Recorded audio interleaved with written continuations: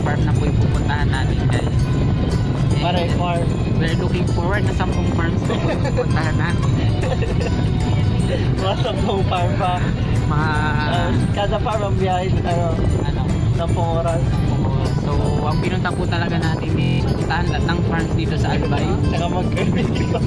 and mag-courtesy call. So kahapon po nag-courtesy call po tayo sa may director.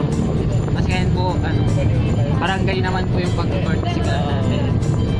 Ng barangay official. Lahat ng barangay officials mula kapitan hanggang CBO.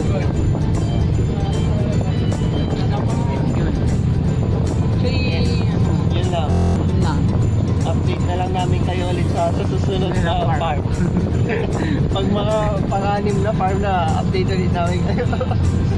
Tingnan natin yung mga farms dito kung magkakaiba.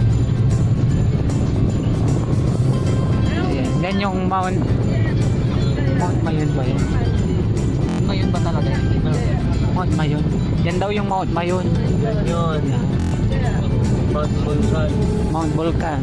So expected po na mamaya po sasabog po yung Vulcan. Kaya ano po, Tatamaan si Doc Ixo. tatamaan po yung bus natin.